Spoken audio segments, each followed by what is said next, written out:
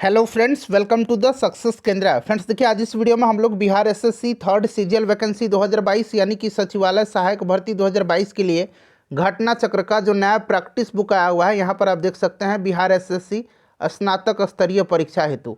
और इस सीरीज़ का नाम दिया गया है टोह सीरीज। इसका सेट नंबर 6 इस वीडियो में हम डिस्कस करेंगे। इससे पहले ऑलरेडी मैंने आपको सेट नंबर 1 से लेकर के 5 तक को पूरी डिटेल में कवर करा दिया था। अगर आपने इन वीडियोज़ को नहीं देखा है तो निश्चित रूप से देख लीजिएगा, लिंक आपको डिस्क्रिप्शन बॉक्स में मिल जाएगा। चैनल पर अगर आप पहली बार विजिट कर रहे हैं तो चैनल को सब्सक्राइब कर लीजिए और जो बेल आइकन है, घंटे का निशान है, उसको ज़रूर दबा लीजिएगा, ताकि जब भी सचिवालय सहायक भर्ती 2022 से संबंधित कोई भी इंपॉर्टेंट वीडियो अपलोड किया जाए तो उसका नोटिफिकेशन सबसे पहले आपके पास पहुंच जाए। तो चलिए फ्रेंड्स, बिना देरी किए हुए सेशन आज का स्टार्ट करते हैं। फ्रेंड्स प्लीज़ पहले वीडियो को लाइक कर दीजिए और जब सेशन समाप्त होगा तो इसे कम से कम एक ग्रुप, जहां कहीं भी आप हैं, चाहे वो व्हाट्सएप ग्रुप हो, फेसबुक ग्रुप हो या टेलीग्राम ग्रुप हो, वहां पर इसको जरूर शेयर कर दीजिएगा। फ्रेंड्स जैसे मैंने आपको बताया कि इस वीडियो में हम लोग Bihar SSC third CGL vacancy 2022 यानी कि सचिवालय सहायक भर्ती 2022 के लिए घटना चक्र का जो नया प्रैक्टिस बुक टोह सीरीज करके आया हुआ है, उसका सेट नंबर हम लोग 6 इस वीडियो में डिस्कस करेंगे। देखिए फ्रेंड्स, क्वेश्चन नंबर 1 से लेकर के 35 तक में मैथ के प्रश्न दिए गए हैं। 36 से लेकर के कंटिन्यू 105 तक में जीके, साइंस और करंट अफेयर्स के प्रश्न दिए गए हैं। और 106 से लेकर के 150 तक में रीजनिंग के प्रश्न दिए गए हैं। तो चलिए हम लोग आते हैं क्वेश्चन नंबर 36 पर। और देखिए फ्रेंड्स, अगर आपको आंसर पहले से पता रहेगा इन प्रश्नों का तो आप आंसर जरूर कमेंट बॉक्स में दे करके बताते चलेंगे। देखिए 36 नंबर प्रश्न पढ़ेंगे। 36 नंबर है कि अंतर्राष्ट्रीय जैव विविधता दिवस कब मनाया जाता है, यानी कि international day for biological diversity, यह किस दिन मनाया जाता है। तो देखिए, यह जो मनाया जाता है यह प्रत्येक वर्ष 22 मई के दिन मनाया जाता है। और इस वर्ष यानी कि 2022 में इसका थीम क्या था, तो इसका थीम था building A shared future for all life. ठीक है, बिल्डिंग ए शेयर्ड, यहाँ मैं लिख देता हूँ building A shared future for all life. ठीक है, चलिए अगला प्रश्न कर लेंगे। नेक्स्ट क्वेश्चन हमारा कि 21 अप्रैल 2022 को, ध्यान से पढ़िएगा, 21 अप्रैल 2022 को संयुक्त राष्ट्र पर्यावरण कार्यक्रम UNEP यानी कि यूनाइटेड नेशन इन्वायरमेंट प्रोग्राम, ठीक है, ने किसे प्रतिष्ठित champion of the earth life time achievement award 2021 प्रदान किए जाने की घोषणा की है। मोस्ट इंपॉर्टेंट यह क्वेश्चन है, इसको ध्यान रखिएगा। अच्छा, सबसे पहले आप UNEP के बारे में जान लीजिए। मैंने अभी इसका फुल फॉर्म बताया है, यूनाइटेड नेशन इन्वायरमेंट प्रोग्राम। इसकी स्थापना कब हुई थी, तो इसका स्थापना जो है 5 जून 1972 को हुई थी। अच्छा, 5 जून से आपको कुछ याद आ रहा है? 5 जून को विश्व पर्यावरण दिवस यानी कि वर्ल्ड इन्वायरमेंट डे मनाया जाता है। क्लियर? और इसका जो हेडक्वार्टर है वो कीनिया के नैरोबी शहर में है। तो इतना एटलीस्ट आप ध्यान रखिएगा। देखिए, इसका जो राइट आंसर हो जाएगा वो आपका कौन सा हो जाएगा? ब्रिटेन के प्रसिद्ध प्रकृति संरक्षणवादी सर डेविड एटनबरो को जो है प्रतिष्ठित champions of the earth life time achievement award जो है 2021 प्रदान किए जाने की घोषणा की गई है। नेक्स्ट क्वेश्चन हमारा कि 2 मई 2022 को हेराक्यूलोन यूनान में आयोजित हुआ था IWF जूनियर विश्व चैंपियनशिप 2022 में हर्षदा शरद गरुड़ स्वर्ण पदक जीतने वाली पहली भारतीय महिला भारोत्तोलक बन गई है, यानी कि वेट लिफ्टर बन गई हैं। उन्होंने किस भार वर्ग में 153 किलोग्राम वजन उठा करके स्वर्ण पदक जीता है? तो राइट आंसर इसका क्या हो जाएगा? 45 किलोग्राम भार वर्ग में इन्होंने स्वर्ण पदक जीता है और ये स्वर्ण पदक जीतने वाली पहली भारतीय महिला भारोत्तोलन बन गई हैं, 45 किलोग्राम। चलिए, और देखिए फ्रेंड्स, कल मैंने आपको प्रीवियस ईयर में जितने रीजनिंग के प्रश्न पूछे गए थे, यानी कि बिहार एसएससी सेकंड सीजीएल का जो पेपर हुआ था उसमें जो 50 रीजनिंग के प्रश्न पूछे गए थे उनको मैंने कवर करवाया हुआ है। देख लीजिएगा, पैटर्न समझ में आ जाएगा। साथ ही साथ पिछले 12 वर्षों में देखिए बिहार एसएससी के द्वारा जितने भी प्रश्न पूछे गए हैं, चाहे वह 10+2 लेवल के एग्जाम हो, इंटर लेवल का या फिर ग्रेजुएशन लेवल का सीजीएल एग्जाम हो, उनमें जितने भी प्रश्न पूछे गए हैं उनको मैंने सब्जेक्ट वाइज आपको कवर करवाया हुआ है। हिस्ट्री का अलग, पॉलिटी का अलग, ज्योग्राफी का अलग, साइंस का अलग। आप कह सकते हैं कि हमने बिहार एसएससी का घटना चक्र कवर किया हुआ है। घटना चक्र हम लोगों ने बिहार एसएससी का कवर किया हुआ। अगर आपने नहीं देखा है तो फटाफट देख लीजिए, बहुत ही कम समय बचा हुआ है, आपका फास्ट रिवीजन हो जाएगा। सभी का लिंक डिस्क्रिप्शन बॉक्स में मिल जाएगा। चलिए, उसके बाद देखिएगा या फिर सर्च कर लीजिए बिहार एसएससी घटना चक्र सक्सेस केंद्र, सभी वीडियोज़ आपको मिल जाएंगे। 28 से 30 मार्च 2022 के मध्य चौथा विश्व उद्यमी निवेश फोरम कहाँ संपन्न हुआ? बताइएगा इसका राइट आंसर क्या हो जाएगा। तो देखिए इसका जो आयोजन हुआ था यह संयुक्त अरब अमीरात के दुबई में हुआ था। दुबई इसका राइट आंसर हो जाएगा। 11 अप्रैल 2022 को चौथा भारत अमेरिका 2+2 मंत्री स्तरीय वार्ता, मंत्री स्तरीय संवाद 2022 कहाँ आयोजित किया गया। तो देखिए फ्रेंड्स इसका आयोजन जो है कहाँ पर किया गया, बताइए राइट आंसर इसका क्या हो जाएगा। देखिए इसका जो आयोजन किया गया है, इसका आयोजन वाशिंगटन डीसी में किया गया, ठीक है। और इसमें जो है भारत की तरफ से भारत के रक्षा मंत्री श्री राजनाथ सिंह और विदेश मंत्री डॉक्टर एस जयशंकर ने जो है इसका नेतृत्व किया था। तो राइट आंसर आपका क्या हो जाएगा, वाशिंगटन डीसी हो जाएगा। नेक्स्ट क्वेश्चन हमारा है कि 16 मई 2022 को यहाँ पर देखिए एलिजाबेथ बोर्न ने किस देश की प्रधानमंत्री के रूप में पदभार ग्रहण किया है। तो ये फ्रांस की प्रधानमंत्री बनी है, फ्रांस हो जाएगा राइट आंसर। और फ्रांस की प्रधानमंत्री बनने वाली यह दूसरी महिला हैं। नेक्स्ट क्वेश्चन है, फ्रांस के राष्ट्रपति इमैनुअल मैक्रो हैं। देखिए 25 मार्च से 6 अप्रैल 2022 के मध्य भारत और किर्गिस्तान के बीच संयुक्त विशेष बल अभ्यास का नवा संस्करण, इसका नाम है खंजर। खंजर याद रखेंगे, ये भारत और किर्गिस्तान के बीच का सैन्य अभ्यास है। इसका आयोजन कहाँ संपन्न हुआ है, तो इसका आयोजन जो किया गया था फ्रेंड्स, यह नवा संस्करण था और हिमाचल प्रदेश के बकलोह में इसका आयोजन किया गया था। तो यहाँ देखिए बकलोह हिमाचल प्रदेश, राज्य भी आप याद रखेंगे। अगला प्रश्न है कि भारत का पहला digital water data bank aquarium कहाँ स्थित है, बताइए राइट आंसर इसका क्या हो जाएगा। तो इसका उद्घाटन बेंगलुरु में किया गया, बेंगलुरु राइट आंसर इसका हो जाएगा। चलिए आगे क्वेश्चन है हमारा कि पुस्तक भारत के प्रधानमंत्री देश दशा दिशा, देखिए भारत के प्रधानमंत्री देश दशा दिशा के लेखक कौन हैं, तो इसको लिखा है रशीद किदवई ने। नेक्स्ट क्वेश्चन है कि श्रीलंका की मुद्रा का नाम क्या है। श्रीलंका की मुद्रा का नाम जो है ये रुपया है। टका जो है ये बांग्लादेश की मुद्रा है, ठीक है, याद रखेंगे टका जो है ये बांग्लादेश की मुद्रा है। चलो उसके बाद देखिएगा कि 9वीं शताब्दी की कुबेर की मूर्ति बिहार के किस जनपद से प्राप्त हुई है। तो फ्रेंड्स यह जो है यह पटना स्थित तारामंडल से सटे हुए हनुमान मंदिर के प्रांगण में प्राप्त हुई है, ठीक है। तो यह आपका पटना हो जाएगा इसका राइट आंसर। चलिए उसके बाद नेक्स्ट क्वेश्चन करेंगे फ्रेंड्स। मेरा प्रयास रहेगा कि 20 से 22 मिनट में मैं आपको यह वीडियो कंप्लीट करा दूं। चिरांद नामक पुरा स्थल किस राज्य में है, तो चिरांद जो है ये आपको पता है कहाँ पर है, चिरांद बिहार के सारण जिले में स्थित है और यहाँ से हड्डी के उपकरण पाए गए थे। तो ये आपका बिहार हो जाएगा।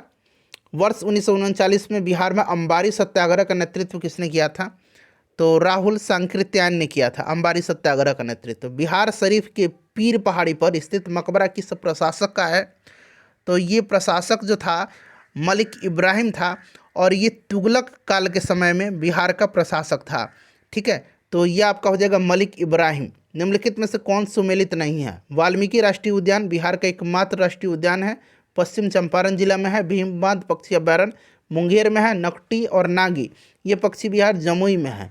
राजगीर पक्षी विहार जो ये पटना में नहीं है, ये कहाँ पर है, नालंदा में है। तो यही सुमेलित नहीं है। चलिए उसके बाद नेक्स्ट क्वेश्चन कर लेंगे। क्वेश्चन नंबर 51 है कि तपोवन गर्म जलकुंड बिहार के किस जिले में है। यहाँ मैं लिख देता हूँ तपोवन, 2-3 प्रश्न है, थोड़ा सा स्पष्ट नहीं है, धुंधले हैं। तपोवन गर्म जलकुंड बिहार के किस जिले में है, तो फ्रेंड्स यह जो है यह गया में है और ऐसा मान्यता है कि महात्मा बुद्ध ने यहाँ पर स्नान किया था, ठीक है। तो तपोवन जो है यह बिहार के गया जिले में स्थित है। तो देखिए गया ऑप्शन में नहीं दिया गया है, ध्यान रखेंगे। तपोवन गर्म जलकुंड जो है ये बिहार के किस जिले में है, तो ये गया में है। चलिए उसके बाद देखिएगा कि पशु गणना 2019 के अनुसार बिहार के किस जिले में सर्वाधिक पशु हैं, तो सर्वाधिक पशु जो है ये अररिया है। इसमें ऑप्शन नंबर 20 का राइट आंसर हो जाएगा अररिया में। बजट 2021-22 में भारत की आकस्मिक निधि को 500 करोड़ रुपये से बढ़ा करके कितना किए जाने का प्रावधान है इसमें, तो ये 500 करोड़ रुपया से बढ़ा करके इसको 30,000 करोड़ रुपया करने की संस्तुति है। तो यहाँ पर देखिए 30,000 करोड़ दिया गया है। उसके बाद देखिए कोशिका गतिविधियाँ नियंत्रित की जाती हैं, तो यह की जाती है न्यूक्लियस के द्वारा, ठीक है। पौधा कोशिका का पावर हाउस किसे कहा जाता है, तो पावर हाउस कहा जाता है माइटोकॉन्ड्रिया को, ठीक है। राइबोसोम को प्रोटीन फैक्ट्री कहा जाता है। लाइसोसोम को आत्महत्या की थैली कहा जाता है। आरंभिक चोल राजाओं में से किसे सबसे महान माना जाता है, तो यह करिकाल था। कौन था? करिकाल प्रारंभिक चोल राजाओं में सर्वाधिक महत्वपूर्ण शासक था। इसके शासनकाल में पांड्य राजवंश और चेर राजवंश के शासक महत्वहीन हो गए थे। ठीक है, चलिए, और इसी ने जो है कावेरी नदी के मुहाने पर पुहार पतन, यहाँ मैं लिख देता हूँ पुहार पतन, यानी कि कावेरी पत्तनम की स्थापना की थी। करिकाल जो था ये 7 स्वरों का ज्ञाता और वैदिक धर्म का अनुयायी था। प्रसिद्ध बृहदेश्वर मंदिर कहाँ पर स्थित है? बृहदेश्वर मंदिर को कहा जाता है राजराजेश्वर मंदिर भी इसको कहा जाता है। इसका निर्माण जो है बृहदेश्वर मंदिर का चोल वंश के शासक राजराज प्रथम ने करवाया था, और यह मंदिर द्रविड़ शैली का सर्वोत्तम नमूना माना जाता है, और यह मंदिर तमिलनाडु के तंजावुर जिला में स्थित है। तो ये तमिलनाडु हो जाएगा। वर्तमान में दुनिया की सबसे ऊंची इमारत कौन सी है? तो ये बुर्ज खलीफा है। बुर्ज खलीफा कहाँ पर है? तो दुबई में है। उसके बाद देखिएगा कि मसाई मारा नेशनल रिजर्व कहाँ पर है? मसाई मारा जो है ये कीनिया में स्थित है। कहाँ पर है? कीनिया में है। पौधे का कौन सा हिस्सा पानी और खनिज का परिवहन करता है? तो पानी और खनिज का कौन करेगा? जाइलम करेगा। और खाद्य पदार्थ का फ्लोएम करेगा। उसके बाद देखिए भारतीय रिजर्व बैंक आरबीआई खाली स्थान दिएगा क्या नियामक प्राधिकरण है? तो आरबीआई जो है यह बैंकों का नियामक प्राधिकरण है। आरबीआई की स्थापना 1 अप्रैल 1935 को हुई थी। ध्यान रखेंगे वर्तमान में शक्तिकांत दास आरबीआई के गवर्नर हैं। नासा का मुख्यालय, नासा का फुल फॉर्म क्या होता है? नासा का फुल फॉर्म जो होता है national aeronautics and space administration. इसकी स्थापना 1958 में हुई थी। ठीक है, इसका हेडक्वार्टर वाशिंगटन डीसी में है। चलिए, मुख्यालय वाशिंगटन हो जाएगा। उसके बाद देखिएगा कि भारत में निम्नलिखित के उत्पादन में बिहार का एकाधिकार है। तो बिहार का एकाधिकार जो है ये पायराइट उत्पादन में है, ध्यान रखिएगा। ठीक है, चलिए, उसके बाद देखिएगा निम्नलिखित में से किसने पूर्वी बंगाल से लेकर के काबुल तक सड़के आजम कहलाई जाने वाली सड़क बनवाई थी? तो इस सड़क का निर्माण करवाया था, ग्रैंड ट्रक कहा जाता है इसको, शेरशाह सूरी ने। ईस्ट इंडिया कंपनी ने जहांगीर के दरबार में पहले निम्न में से किसे भेजा था? पहले इसमें से भेजा था किसको? तो विलियम हॉकिंस को। यहाँ देखिए ऑप्शन नंबर डी में हॉकिंस दिया गया है, विलियम हॉकिंस को। ठीक है, ये जहांगीर के समय में आया था, और जहांगीर ने इसको यानी कि हॉकिंस को इंग्लिश खान की उपाधि दिया था। ठीक है, चलिए, उसके बाद देखिएगा कि पटना में स्थित किस सिख गुरु का जन्म हुआ था? तो सिखों के 10वें गुरु गुरु गोविंद सिंह जी का जन्म 1666 में हुआ था। भारत में न्यायिक पुनरीक्षण यानी कि जुडिशियल रिव्यू की संकल्पना निम्नलिखित में से किस देश के संविधान से ली गई है? तो ये संयुक्त राज्य अमेरिका के संविधान से लिया गया है न्यायिक परीक्षण। ठीक है, या न्यायिक पुनरीक्षण। निम्नलिखित में से कौन सा विषय समवर्ती सूची में है? तो समवर्ती सूची में इसमें से शिक्षा है। शिक्षा को जो है 42वां संविधान संशोधन जो हुआ था उसके तहत जो है शिक्षा को समवर्ती सूची में डाला गया। ठीक है, समवर्ती सूची में शिक्षा हो जाएगा। कृषि और पुलिस ये आपका राज्य सूची के विषय है, और रक्षा जो है ये संघ सूची का विषय है। चलिए, तो बी राइट आंसर हो जाएगा शिक्षा। समान कार्य के लिए समान वेतन भारतीय संविधान में सुनिश्चित किया गया एक क्या है? तो ये राज्य के नीति निर्देशक सिद्धांत का अंग है। Option number B right answer हो जाएगा। इसका प्रावधान आर्टिकल 39 घ में किया गया है। नेक्स्ट क्वेश्चन है हमारा कि भारत के नियंत्रक एवं महालेखा परीक्षक की नियुक्ति की जाती है। तो यह भारत के राष्ट्रपति के द्वारा की जाती है। ठीक है, अभी वर्तमान में भारत के नियंत्रक एवं महालेखा परीक्षक कौन है? गिरीश चंद्र मुर्मू हैं। कौन है? तो गिरीश चंद्र मुर्मू हैं, ये नाम याद रखेंगे। ठीक है, चलो उसके बाद देखिएगा तो ये इसमें राष्ट्रपति द्वारा हो जाएगा। संविधान की व्याख्या करने का अंतिम अधिकार किसे है? तो ये सुप्रीम कोर्ट को है। यहाँ पर देखिए सर्वोच्च न्यायालय दिया गया है। नेक्स्ट क्वेश्चन हमारा कि धातुओं का गुण जिसके कारण उन्हें पीट कर सीट में परिवर्तित किया जा सकता है क्या कहलाता है? तो ये आघात वर्धनीयता कहलाता है। और तन्यता जिसको खींच कर लंबा तार बनाया जाता है। उसके बाद देखिए अवगाद्रो संख्या पूछा गया है। तो अवगाद्रो संख्या का मान कितना होता है? तो फ्रेंड्स ये होता है, यहाँ पर देखिए ये मैं एक बार दिखा देता हूँ आपको। ये 10⁻21 है, ये 23 है, ये -19 है, और ये 14 दिया गया है। ये 10 है। तो अवगाद्रो संख्या का मान कितना होता है? 6.022 इंटू 10⁻23। तो यहाँ पर देखिए ऑप्शन नंबर बी इसका राइट आंसर हो जाएगा। ठीक है, चलिए उसके बाद नेक्स्ट क्वेश्चन है कि किसी बिजली की इस्त्री को गर्म करने के लिए किस धातु का प्रयोग किया जाता है? तो बिजली का जो इस्त्री होता है उसमें क्या लगाया जाता है बताइए? तो फ्रेंड्स इसमें नाइक्रोम का यूज़ किया जाता है। विद्युत हीटर में भी नाइक्रोम का ही इस्तेमाल किया जाता है। उसके बाद देखिए अम्ल वर्षा वायु में किसके लिए अधिक सांतरण के कारण होती है, किसका अधिक सांतरण से, तो ये आपका हो जाएगा SO2 और NO2। भारत की सिलिकॉन वैली स्थित है। भारत की सिलिकॉन वैली बेंगलुरु को कहा जाता है। भारतवर्ष की सबसे बड़ी सिंचाई नहर कौन सी है, भारतवर्ष की सबसे बड़ी सिंचाई नहर जो है ये आपका इंदिरा गांधी नहर है, ठीक है। और यह नहर पंजाब में ब्यास तथा सतलज नदी के संगम पर बने हरिके बैराज से निकाली गई है। इंदिरा गांधी नहर हो जाएगा। सार्वत्रिक गुरुत्वाकर्षण नियतांक जो है इसका SI इकाई क्या है। देखिए अगर फॉर्मूला आपको पता होगा तो देखिए फॉर्मूला क्या होता है, G × M1 × M2, यानी कि मास का गुणनफल और दूरी के वर्ग के व्युत्क्रमानुपाती होता है। हमें G का पूछा गया यूनिट, तो G इक्वल टू कितना हो जाएगा F × R², और ये नीचे आ जाएगा M1 × M2। फोर्स का क्या होता है, न्यूटन होता है। यहाँ R² डिस्टेंस है यानी कि मीटर स्क्वायर हो जाएगा। नीचे क्या है, मास है, 2 मास दिया गया तो kg² हो जाएगा ना। अब यहाँ पर देखिए न्यूटन मीटर स्क्वायर पर kg², देखिए न्यूटन मीटर स्क्वायर पर kg², न्यूटन मीटर स्क्वायर पर kg²। खोजिए कहाँ पर है इसमें, यहाँ पर देखिए यहाँ पर है, यहाँ पर kg पर -2 लगा हुआ है ना। ऑप्शन नंबर इसका C राइट आंसर बिल्कुल हो जाएगा, ठीक है। आई होप कि आपको अच्छे से समझ में आ गया होगा। उसके बाद देखिएगा 79 नंबर का, मैं इसका सीधे आंसर बता देता हूँ। ये बहुत थोड़ा सा लंबा ये न्यूमेरिकल है। 5R हो जाएगा इसका आंसर, 1 मिनट, 4R हो जाएगा इसका आंसर। निम्नलिखित में से कौन वेक्टर राशि है, वेक्टर यानी कि सदिश राशि पूछा गया है। तो इसमें से आपका वेग जो है, बल जो है, त्वरण जो है, ये सभी सदिश राशि है। तो यहाँ पर बल दिया गया है। मलेरिया रोग प्रभावित करता है तो ये प्लीहा को, ठीक है, प्लीहा इसका राइट आंसर हो जाएगा। मलेरिया प्रोटोजोआ से होता है, मादा एनाफिलीज मच्छर के द्वारा यह फैलता है। प्लीहा इसको स्प्लीन कहा जाता है, ठीक है, अंग्रेजी में। उसके बाद देखिएगा कि एंटीटॉक्सिन का इंजेक्शन किसकी रोकथाम के लिए दिया जाता है, तो ये टिटनस और डिफ्थीरिया की रोकथाम के लिए लगाया जाता है। तो यहाँ पर देखिए टिटनस दिया गया है। रेडियोधर्मी अक्रिय गैस कौन सा है, तो नोबल गैस जो है हीलियम, नियॉन, आर्गन, जनन, क्रिप्टन, रेडॉन, ठीक है। इसमें से रेडियोधर्मी जो पूछा गया है रेडॉन होता है। तो यहाँ पर देखिएगा रेडॉन कहाँ पर है, ऑप्शन नंबर D में दिया गया है, ठीक है फ्रेंड्स। चलिए अगला प्रश्न है कि ताजमहल किससे सर्वाधिक प्रभावित हो रहा है। तो ये प्रभावित जो हो रहा है ताजमहल, ये आपका अम्ल वर्षा से हो रहा है, जिसमें SO2 यानी कि सल्फर डाइऑक्साइड की अधिकता है। तो ये SO2 हो जाएगा।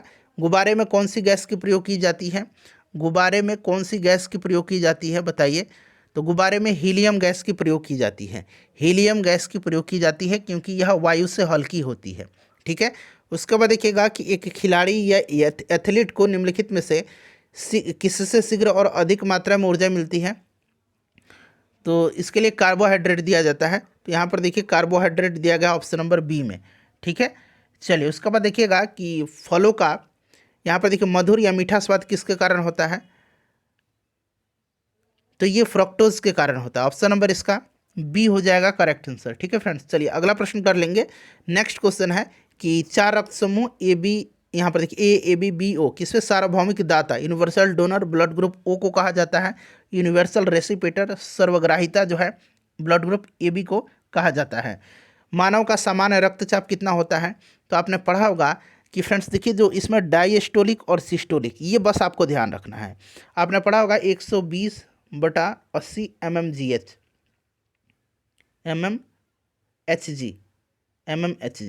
ठीक है, mmHg ध्यान रखेंगे। और 120 जो होता है ये क्या होता है, 120 जो है इसको सिस्टोलिक कहा जाता है। इसको क्या कहा जाता है, सिस्टोलिक कहा जाता है, ठीक है। और 80 को क्या कहा जाता है, डायस्टोलिक कहा जाता है। इसको डायस्टोलिक कहा जाता है, ठीक है। तो इसमें से देखेंगे तो यहाँ पर दिया गया है, क्लियर। चलिए और स्फिग्मो मैनोमीटर के द्वारा जो है ब्लड प्रेशर नापा जाता है। डीएनए में पाई जाने वाली शर्करा कौन सी है, डीएनए में पाई जाने वाली जो शर्करा है ये आपका डीएनए और आरएनए दोनों है, ठीक है। डीएनए में और आरएनए में जो शर्करा पाई जाती है इसमें दोनों में पेंटोस प्रकार की शर्करा पाई जाती है। अशोक की प्रशासनिक नीति में भारी परिवर्तन किस घटना से आया, तो ये कलिंग का युद्ध हुआ था, ठीक है, इसी के कारण आया था। कलिंग के युद्ध के बाद अशोक ने भेरी घोष की नीति का त्याग करके धम्म घोष की नीति को अपनाया था। तो यह आपका हो जाएगा कलिंग युद्ध, ठीक है। उसके बाद देखिए भारत की प्रथम महिला शासक कौन थी, तो ये रजिया सुल्तान थी, इल्तुतमिश की बेटी थी। अकबर ने जब्ती प्रणाली के अंतर्गत वास्तविक उत्पादन का कितना अंश राज्य की मांग के रूप में निर्धारित किया था? तो फ्रेंड्स ये किया था कितना? 1/3 अंश, 1/3 हो जाएगा। निम्नलिखित में से किस मुगल शासक ने संगीत और नृत्य पर प्रतिबंध लगा दिया था? तो ये औरंगजेब था। और औरंगजेब बीना जो बजाने में दक्ष था, ठीक है, बीना बजाने में दक्ष था औरंगजेब, और इसने ही संगीत और नृत्य पर प्रतिबंध लगा दिया था, ठीक है। चलो उसके बाद देखिए, आज़ाद हिंद फौज का सर्वोच्च कमांडर कौन था इसमें से? आज़ाद हिंद फौज का सर्वोच्च कमांडर जो था ये कौन था? तो सर्वोच्च कमांडर सेनापति बनाया गया था सुभाष चंद्र बोस को। सुभाष चंद्र बोस हो जाएगा इसका राइट आंसर, ठीक है। आज़ाद हिंद फौज इंडियन नेशनल आर्मी एक सैन्य इकाई के रूप में 1942 में कैप्टन मोहन सिंह भाखड़ा के द्वारा प्रारंभ की गई थी, परंतु बाद में इसका नेतृत्व रास बिहारी बोस के द्वारा किया गया। चलिए, रेलगाड़ी जब स्टेशन पर पहुंचती है तो वो अपनी स्वाभाविक ध्वनि तीव्रता से बढ़ती हुई लगती है, इसका कारण क्या है? अच्छा क्वेश्चन है। डॉपलर इफेक्ट होता है, डॉपलर प्रभाव। डॉपलर प्रभाव संबंधित है तो ये ध्वनि से हो जाएगा। अभी हमने देखा डॉपलर प्रभाव क्या है? ध्वनि की तीव्रता में होने वाली परिवर्तन की घटना डॉपलर प्रभाव है। नेक्स्ट क्वेश्चन है हमारा कि वन महोत्सव निम्नलिखित में से किससे संबंधित है? वन महोत्सव जो है यह संबंधित किससे है? तो फ्रेंड्स यह वृक्षारोपण से, वृक्षारोपण से संबंधित है वन महोत्सव, ठीक है। चलिए उसके बाद देखिएगा कि खाली स्थान दिया गया है यह प्रक्रिया जिसमें वन को फिर से लगाया जाता है जो पहले कभी मौजूद था और बाद में उसे नष्ट कर दिया गया। तो यह जो है यह क्या है? तो यह वनीकरण इसको कहा जाता है, पुनर्वनीकरण कहा जाता है। उत्तर भारत में बाढ़ की घटनाएं हाल में क्यों बढ़ी है? अपवाह क्षेत्र में वन की कटाई में वृद्धि के कारण। उसके बाद अगर हम बात करें इसके अलावा में, तो यहाँ पर देखिए सबसे उपयुक्त उत्तर यही है, ठीक है, सबसे उपयुक्त उत्तर यही है। वर्षा में वृद्धि ये कोई ज़रूरी नहीं है, ठीक है। चलिए उसके बाद चलिए सबसे उपयुक्त आंसर इसका ऑप्शन नंबर सी हो जाएगा। उसके बाद देखिएगा कि सौरमंडल में ग्रहों के अनुक्रम में बुध और पृथ्वी के बीच कौन सा ग्रह है? तो देखिए सूर्य की अगर हम दूरी के हिसाब से बात करें तो सबसे पहले बुध आता है, बुध के बाद शुक्र आएगा, शुक्र के बाद क्या आएगा? पृथ्वी आएगा, शुक्र के बाद पृथ्वी, पृथ्वी के बाद मंगल आएगा, मंगल के बाद जो है यहाँ पर क्या आ जाएगा? बृहस्पति आ जाएगा, फिर शनि आ जाएगा, फिर अरुण आ जाएगा और आखिर में वरुण आ जाएगा। अब प्रश्न में पूछा गया है कि बुध और पृथ्वी के बीच में, तो ये बुध है और ये पृथ्वी है, तो इनके बीच में शुक्र आ रहा है, तो शुक्र इसका राइट आंसर हो जाएगा। सूर्य की पृथ्वी से लगभग दूरी मिलियन किलोमीटर में कितनी है? तो 149.6 मिलियन किलोमीटर। पृथ्वी का सबसे नज़दीक का तारा कौन सा है? तो ये सूर्य है। उसके बाद देखिएगा कि महासागरों की सतह पर सूर्य और चांद के गुरुत्वाकर्षण से बनती है। तो फ्रेंड्स यह जो बनती है इसका आंसर आपको मुझे कमेंट करके बताना है, ठीक है। चलिए उसके बाद अपना स्कोर भी बता दीजिएगा। 2 घंटे के अंतराल के लिए देशांतर की दूरी यहाँ पर खाली स्थान के बराबर होगी दिया गया। तो आपको पता है फ्रेंड्स कि एक देशांतर, 1 डिग्री देशांतर, यहाँ लिख देता हूँ 1 डिग्री देशांतर, ठीक है, 1 डिग्री, ध्यान दीजिए 1 डिग्री देशांतर की दूरी तय करने में पृथ्वी को 4 मिनट का समय लगता है, ठीक है, 4 मिनट का समय लगता है। अब इसको आप इजीली निकाल सकते हैं। देखिए अब हम इसको कैसे लिखेंगे? 4 मिनट का समय लगता है 1 डिग्री देशांतर में तय करने में, ठीक है। तो 1 में कितना होगा? 1 मिनट में 1/4 हो जाएगा। 2 घंटा दिया गया यानी कि 120 मिनट में कितना हो जाएगा? 1/4 गुना 120, 4 तिहाई 12 यानी कि 30 डिग्री देशांतर दूरी होगा। 30 डिग्री राइट आंसर हो जाएगा। वीडियो को लाइक कर दीजिए, शेयर कर